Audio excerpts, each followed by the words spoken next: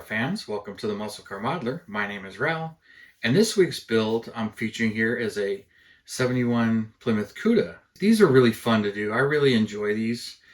And this one I did a little bit different, but the 71 Cuda had some interesting facts that went along with it that I don't quite understand. But I get a real good kick out of it anyway, because this kind of stuff really interests me. Like, for whatever reason, the Barracuda line and the Cuda line, pretty much every engine was available in this car. And in 70, that was true. Same thing with the Challenger, the 70 Challenger. Every engine that Mopar offered was available in this car. The 198 inline 6 was available. The 225 was available. Of course, the 318s, the 340. The 360 wasn't really out yet. In 71 it was, but only in the full-size cars. So that motor really doesn't apply at this particular time. In 70, they didn't have the 360.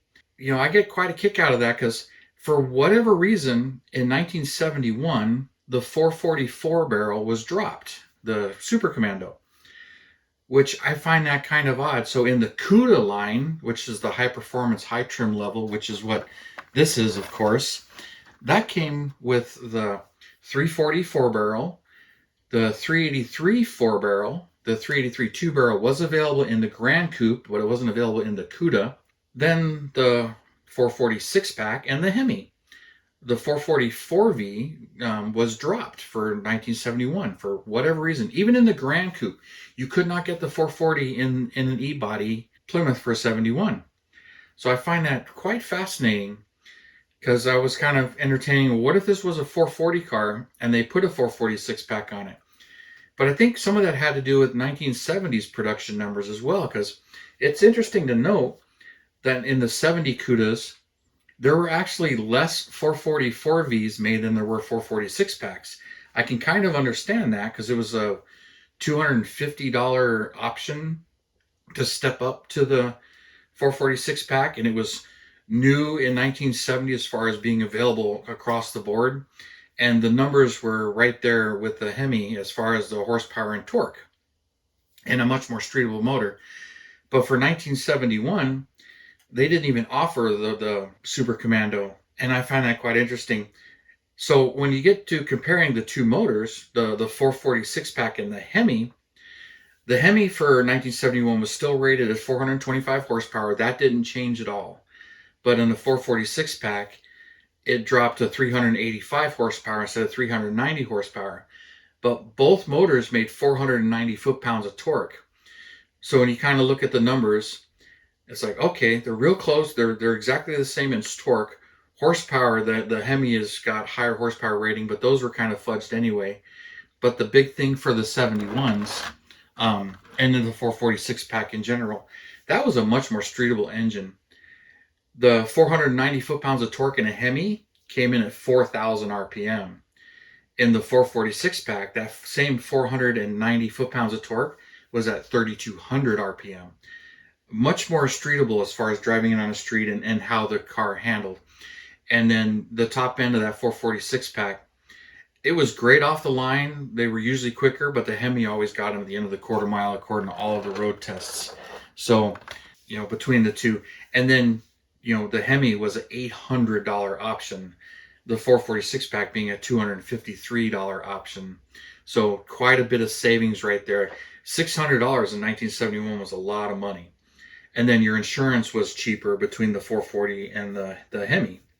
I don't know by how much, but this is, from what I've read. And a couple other things that I think was kind of interesting was the 3-speed manual was available in the Cuda as well. I thought all of them were 4-speeds, that you can get a 3-speed, but the 3-speed was only available in the 340 and the 383. The 440 6-pack and the Hemi were 4-speed or automatic only. So this being a 440 6-pack, as far as I was building it, I was having a little bit of fun with doing this one. The 440 6-pack, still a rare option. In 1971, there was 129 446 automatics and 108 446 4-speeds. So still a very rare engine. The Hemi was even rarer for 71. It was. And even the 440 6-pack convertible which I do kind of want to build one of those. There were only 17 made. There were 5 4-speeds and the other 12 were automatics. And sometimes when I read those numbers, they don't always account for export cars. So sometimes I find out there are more, like in the actual Hemi Cuda convertibles. You see there were 7 or 9 U.S. cars, and then the other, when they say 11 or 12, they're export models. So it's kind of interesting. But in 71, quite a different grill. I like how they call this the cheese grater grill. They must be thinking about food, because when it comes to this car, because I've heard this referred to as a cheese grater grill. I kind of like the 70 grill. It's a little more sedate, and I like that grill. But the 71 grill, that's just audacious, and for a Mopar, that's awesome. And the side gills right here, I love those on the 71s. But this, getting into the food, how many of you guys have heard that referred to as the Raisin brand hood? I got a kick out of that, and this was the top dog engine as far as the Raisin brand hood, because you could get the shaker with the 446 pack, but with the Hemi, you could not get this base hood that all the Cudas had for this as the base hood. This hood was not available on the Grand Coupe, and I don't believe the shaker was either. But the shaker was standard with all Hemis. So if you stepped up to the Hemi, you got the shaker, which wasn't true with the Challenger. You got a Hemi Challenger in 70 and 71. It came with the regular hood. The shaker was an extra cost option on top of the Hemi for the Challenger. But on Cudas, you got a Hemi, you got a shaker. There was no question about it. So, this being the Raisin brand hood, because it's 2 scoops, which they really are.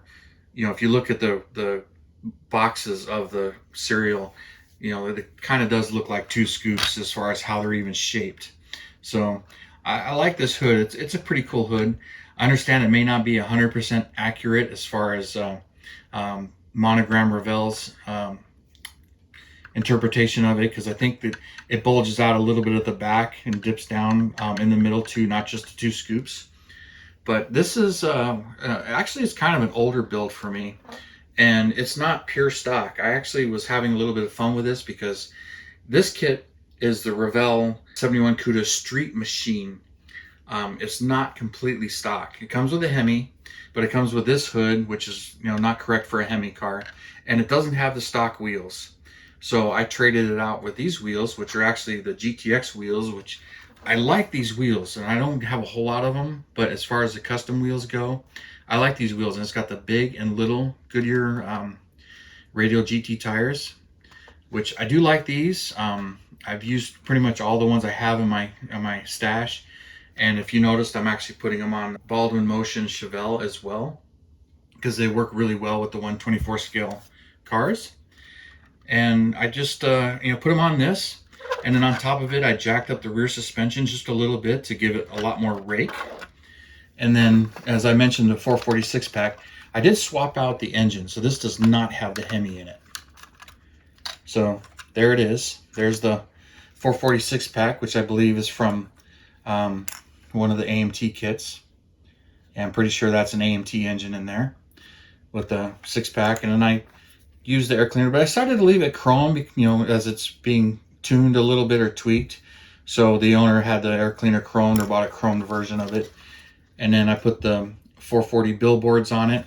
There are times I think I should have did black ones on there, but I went with white just to be a little crazy. And I had these because they're Fred Cady billboard decals. That's what I used back then. And I went with a bit more subtle blue and decided not to put a wing on it. And then just detailed out the rear end. Now this is a bit of an older build for me. This is from 2006. So it's one I built a while ago, and not quite as shiny. You can see some of the foil work and not so much. So I did some silver paint here instead of foil, and then foiled the rest, but it's all airbrushed. And I went with more of a B7 blue. I like the B5 blue, the bright blue.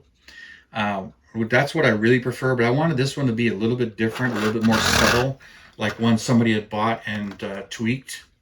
So I had a little bit of fun with it as far as putting the billboards on it and giving it the rake and the custom wheels and tires and the chrome air cleaner, and putting the 440 6-pack in it. And so there's the Fred Katie decals up on the air cleaner. And I think like even that dash 6, it looks like I may have even added that, the dash 6. Not sure if that's my paintwork or a decal. I don't think that's my hand as well. I think that's more of a decal. And then I went with more of the standard gray grill instead of the body color grill.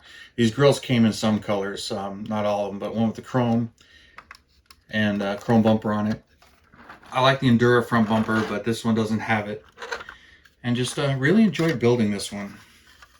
So there's the Hemi and the 4-speed and the whole underside. Not a whole lot of detail when it comes to these kits, but it's enough detail and comes out pretty nice. I just heard that air cleaner. And then to be a little different, I actually went with a dark blue interior on this one. Just being a little different. Didn't want them all to be the same black interior or black and white interior, because I seem to prefer those interiors. But I did this one in blue just to be a little different, a blue on blue. And then when my air cleaner shifts, because I felt it, my hood doesn't close. But I put that air cleaner back where it belongs. Put the hood back on it.